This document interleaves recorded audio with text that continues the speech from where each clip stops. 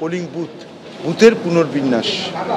এখন election commission যে নিয়মটা করেছেন, আগে একটা বুথে 1500 ভোটার ভোট দিতে পারতেন, এখন ওনারা যে নিয়ম করছেন তাতে একটা বুথে 1200 মানুষ ভোট দিতে পারবেন।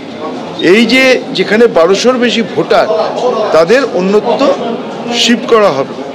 আমরা বলেছি তাতে আমাদের কোনো আপত্তি নেই, কিন্তু সেই বুথ যেন ওই দিন দিয়ে ওই প্রেমিসেসই হয়, না হলে ভোটারকে যাতে ভোট কম পড়ে তার কোনো প্রচেষ্টা যেন ইলেকশন কমিশন না করে, যাতে ভোটারকে 2 কিলোমিটার দূরে সরিয়ে দেয়। আমাদের বক্তব্য হচ্ছে নিশ্চয়ই আপনারা করুন, কিন্তু ওই প্রেমিসেসের মধ্যেই ওই বুথকে সংযোজন করতে হবে, ওই যে ব্যালেন্স 300 যাকে সংযোজন করতে হবে, এটা আমাদের মূল বক্তব্য ছিল। আমরা আরও কতগুলো বক্তব্য এখানে রেখেছি, যে আমরা যেটা বলতে চেয়েছি যে ইলেকশন কমিশন তারা নিরপেক্ষভাবে কাজ করবে। মাঠের রেফারি যদি ঠিক না হয় তাহলে খেলার রেজাল্ট কি হবে? চিরকালই যদি আম্পায়ার পায়ে লাগলেই আঙুল তুলে দেয়, এটা তো হতে পারে না। ইলেকশন কমিশনকে নিরপেক্ষ হতে হবে এবং কোনো পলিটিক্যাল পার্টিকে সার্ভ করা যাবে না, পলিটিক্যাল পার্টির হয়ে কিছু করতে পারবেন না। এই কথা আজ নয়, আমাদের মাননীয় মুখ্যমন্ত্রী দলনেত্রী মমতা বন্দ্যোপাধ্যায়, আমাদের সর্বভারতীয় সাধারণ সম্পাদক অভিষেক বন্দ্যোপাধ্যায়, আমরা এই এক কথা বারবার বলে যাচ্ছি, ইলেকশন কমিশন নিরপেক্ষ থাকুক, তাহলেই বাংলার মানুষ তাদের গণতান্ত্রিক পবিত্র ভোটাধিকার প্রয়োগ করতে পারবেন। মানুষের ভোটাধিকার কেড়ে নেওয়ার একটা প্রচেষ্টা চলছে, সেটা কখনো এসআইয়ের নাম করে, কখনো কোনো পলিটিক্যাল পার্টির প্রেসারে, বিভিন্ন নিয়ম কানুন করে। এর বিরুদ্ধে আমরা আমাদের বক্তব্য আজকে জানিয়েছি।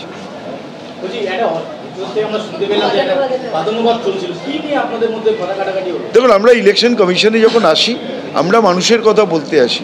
কেউ তার মানে নিজেদের দলের কথা উপর থেকে চাপিয়ে দেওয়া, সেগুলোকে এখানে বলতে আসেন। আমি তো বারবার সেই কথাটাই বলার চেষ্টা করলাম, ইলেকশন কমিশন নিরপেক্ষতা বজায় রাখুক। আচ্ছা, নতুন বুথ তৈরির ব্যাপারে আপনারা বোধহয় জেলা লেভেলে যে বক্তব্য রেখেছিলেন যে কোনো জায়গায় কোনো আপত্তি বা কোনো এই ব্যাপারটা কি ডিওরা কি দেয়নি বা করেনি? না, সে ডিওরা দিয়েছে কিনা তার দায়িত্ব তো আমার নয়, সেটা তো ইলেকশন কমিশন সিও বলতে পারবেন। আমরা আমাদের দলের কথা বলতে এসেছিলাম, আমরা আমাদের দলের কথা বলেছি যে বুথ 1200-র উপরে তাকে দূরে নিয়ে যাওয়া যাবে না। 26-এর বিধানসভা নির্বাচনের আগে মুখ্য নির্বাচনী আধিকারিকের দপ্তরে সর্বদলীয় বৈঠক, কিন্তু সেই বৈঠক শুরু হওয়ার আগেই শাসক এবং বিরোধী নেতাদের মধ্যে শুরু হয়ে গেল তুমুল বাদানুবাদ। মূলত যেটা বিষয়ে আলোচনা হওয়ার কথা রয়েছে যে বুথ পিছু 1200-র বেশি ভোটার রাখা হবে না, এই সিদ্ধান্ত কমিশনের তরফে নেওয়া হয়েছে জানিয়ে সর্বদলীয় বৈঠকে ডাক দেওয়া হয়েছিল, যে বৈঠক এখনো চলছে। কিন্তু বৈঠক শুরুর আগে তুমুল বাদানুবাদ শুরু হয়ে গেল শাসক এবং বিরোধীদের মধ্যে।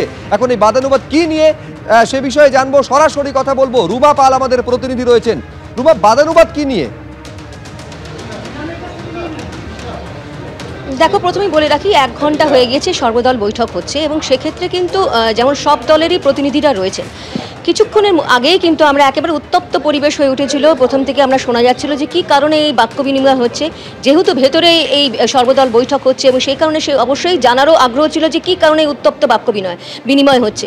সেক্ষেত্রে কিন্তু এই মুহূর্তে পাওয়া খবরে আমরা জানতে পারছি যে সমস্ত জেলা নির্বাচনী আধিকারিকের থেকে বুথ বিন্যাস সংক্রান্ত যে সমস্ত তথ্য ছিল, যেটা সিও দপ্তরে পাঠানো হয়েছিল, সেখানে বলা হয়েছে কোনো রাজনৈতিক দলের, অর্থাৎ জেলাতে যে সর্বদল বৈঠক হয়েছে সেখানে কোনো রাজনৈতিক দলের কোনো অসম্মতি নেই, অর্থাৎ ডিসএগ্রিমেন্ট নেই। সেক্ষেত্রে কিন্তু সেটা রিপোর্ট পাঠানো হয়েছে একদম সিও দপ্তরে। সেখানে কিন্তু রাজনৈতিক দলের বক্তব্য যে কি করে এই ধরনের প্রত্যেকটা ডিও কিন্তু এই ডিসএগ্রিমেন্টের কথা কিন্তু এখানে তুলে ধরেছে, যেখানে তাদের সহমত নেই এমনও অনেক জায়গায় রয়েছে, সেই কারণে সেই বিষয়গুলো তুলে ধরা হয়নি। এই নিয়ে কিন্তু এখানে বাদানুবাদ চলছে। অন্যদিকে এটাও ঠিক যে এই বুথ বিন্যাস, যেহেতু বুথের সংখ্যা বাড়ছে, 94,000-এরও বেশি বুথ হবে, সেই কারণেই কিন্তু একদম সেন্ট্রালি এই সর্বদল বৈঠক করা হচ্ছে। এই প্রথম সেন্ট্রালি সর্বদল বৈঠক শুরু হয়েছে এবং তারপর আরও চলবে, আরও অনেক কয়েকবারই হবে কিন্তু সিও দপ্তর থেকে জানানো হয়েছে। সেক্ষেত্রে কিন্তু এই বুথ বিন্যাসে রাজনৈতিক দলের তাদের কি কোনো সহমত রয়েছে এবং তাদের কি পরামর্শ, সেটা জানতেই কিন্তু এই বৈঠক শুরু করা হয়েছিল। কিন্তু দেখা যায় যে একেবারেই দেখা যায় যে উত্তপ্ত বাক্য বিনিময়, কারণ ডিও থেকে যে রিপোর্ট এসছে তাতে কিন্তু তারা ডিসএগ্রিমেন্ট বলছে, সেই কারণেই কিন্তু এখনো দেখা যাচ্ছে যে এই বৈঠক চলছে। অর্থাৎ 1 ঘন্টারও বেশি সময় হয়ে গেল এই বৈঠক মুখ্য নির্বাচনী আধিকারিকের দপ্তরে এখনো চলছে।